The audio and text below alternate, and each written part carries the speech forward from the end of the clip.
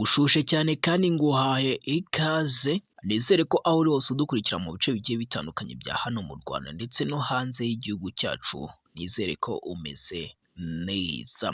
Iyo iracyari Betos Crazy TV, n'ubundi nk'uko musanzwe mubizi, tugenda tubategurira ibiganiro bigiye bitandukanye, akenshi biba byibanda ku buzima ndetse n'ubundi bujyanama bwagufasha mu kuba wakwiyubakira urugo rwiza ndetse tutibagiwe n'ubuzima bwiza. Mu kiganiro cy'uyu munsi tukaba tugiye kurebera hamwe bimwe bigiye bitandukanye bishobora gutuma umugore atagira ubushake bwo gukora imibonano mpuzabitsina. Turaza kureba byinshi bitandukanye wakungukiramo ubumenyi, niba binaterwa n'uburwayi cyangwa imikorere mibi y'umubiri. Inyuma yaho ndaza nkubwira bimwe bishobora kuba byagufasha mu kuba wakemura iki kibazo. Niba utarakora subscribe kuri iyi chaîne yacu ya YouTube ya Betos Crazy TV, bikore n'ubundi aka kanya kugira ngo tuzajye tubana no mu bindi biganiro byacu bigiye bitandukanye bya buri munsi. Muri iki gihe abantu benshi bahura n'ingorane zitandukanye, haba uburwayi ndetse n'imikorere mibi y'umubiri.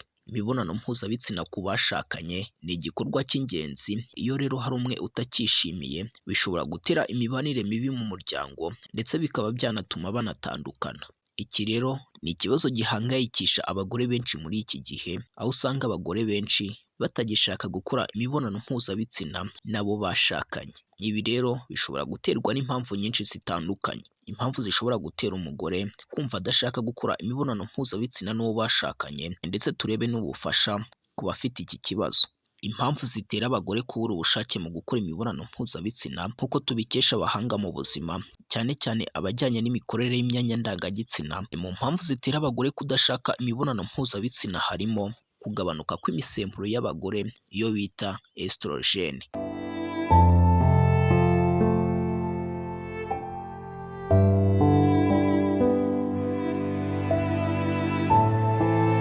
Iyi misemburo ni ingenzi cyane ku mikorere y'imyanya ndangagitsina ndetse niyo ituma abagore bagira ubushake bwo gutera akabariro. Iyo rero iyi misemburo yagabanyutse, ubushake ku mugore buragabanyuka ndetse bukaba bwanagenda burundu.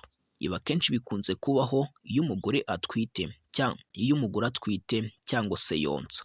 Gusa bishobora no kuba ku bagore badatwite ndetse batanonsa. Ikindi cya kabiri, kugira ibibazo mu gihe uri mu gikorwa. Umugore ashobora kuba ababara mu gihe cyo gukora imibonano mpuzabitsina, cyangwa se ugasanga ntagera ku byishimo bye bya nyuma, ibyo bita orgasms, ndetse n'umugore ashobora kuba atateguwe neza. Ibi rero bishobora gutuma zinukwa iki gikorwa. Ikindi cya gatatu, kunywa inzoga ndetse n'ibindi biyobyabwenge.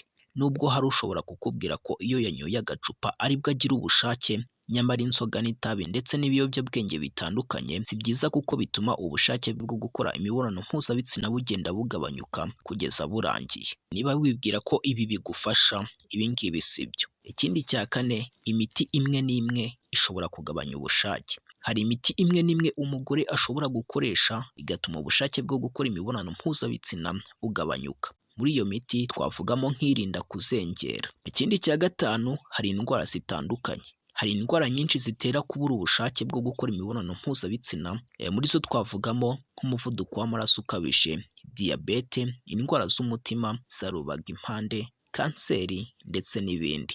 Ikindi cya gatandatu, hari umunaniro ukabije. Nimba umugore yiriwe mu kazi ndetse yanataha akita ku bana, ibi rero bishobora gutuma ananirwa, bityo akumva adashaka gukora imibonano mpuzabitsina.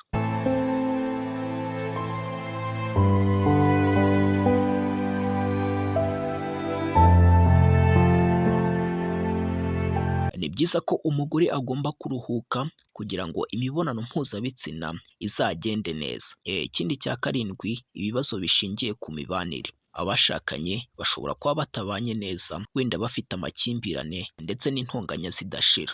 Ibi rero bituma umugore yumva adashaka gukora imibonano mpuzabitsina. Nyuma yo kureba ibi ngibi bigiye bitandukanye nk'uko twagiye tubyumva, kugira ngo umugore abure ubushake bishobora guterwa n'ibintu bigiye bitandukanye. Ni byiza rero ko mu gihe ukunda kwibonaho iki kibazo, wakwihutira kujya kwa muganga kugira ngo barebe niba nta kibazo gikomeye ufite mu mubiri wawe. Ibyo rero wakwifashisha mu buzima bwacu bugiye butandukanye byatuma wongera ubushake nimba mu mubiri wawe nta bindi bibazo ufite ariko umubiri wawe usanzwe ushobora kuba wakwifashisha bimwe bigiye bitandukanye nagiye mvuga muri video zabanje kuko usanga ahanini ibikora ku bagabo no ku bagore bishobora kuba byazamura ubushake mu kigero cyo hejuru. Ibyo rero ugomba kuzajya ukunda gukoresha ni ugukunda kwibanda gukoresha kuri tangawize kuko tangawize ni nziza cyane, ukayiteka mu mazi arimo umwenya ndetse ugashyiramo na teyi. Ibi ngibi wamara kubikuraho ugashyira hejuru ibibabi bya kapusine, ubundi nyuma yaho wamara kubiyungurura ugashyiramo ubuki ukanywa. Ibi ngibi ntabwo bizatuma ugira ubushake gusa ahubwo bizafasha na ba bandi usanga bakunda kuma mu gihe cy'imibonano, ugasanga ububobere ni buke cyane ndetse nta n'amavangingo bagira, nyamara nta kuba batagize kugira ngo aze ariko ugasanga byabaye ikibazo.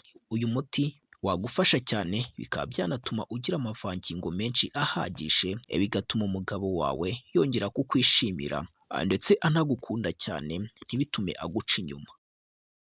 Nimba rero wajyaga ugira iki kibazo nizere ko ubashije kumenya bimwe byagufasha kuko ni ibintu biba byoroshye kuba wategura ndetse tunabona hirya no hino ahadukikije.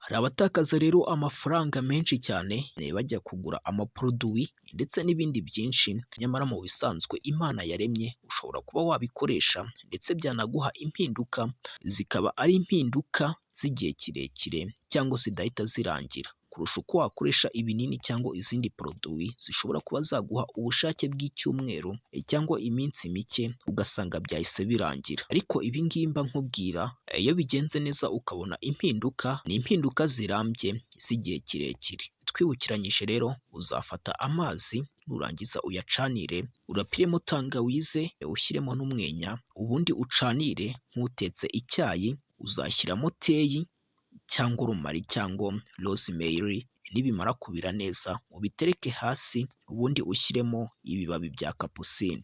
Nihashira nk'iminota 30 upfundikiye uzapfundura, nurangiza ufate ubuki ushyiremo, niyumva bimaze kumera nk'aho bikora urekere ntuzashyiremo bwinshi cyane. Uzajya ufata rero agakombe kamwe mu gitondo ndetse na nimugoroba mbere y'uko uhuza urugwiro n'uwo mwashakanye. Uyu ni umuti mwiza cyane uzagufasha ndetse ugatuma unagira amavangingo. Nimba umugabo wawe yajyaga kubaza impamvu utanyara, ibi ngibi bizaba bikemutse. Ndagushimiye, tuzakomeze ubutaha tugenda turebera hamwe n'ibindi bigiye bitandukanye bishobora kuba byagufasha mu kuba wakwitungira amagara meza ndetse n'umuryango mwiza. Nkwibutsa gukora subscribe niba utarabikora.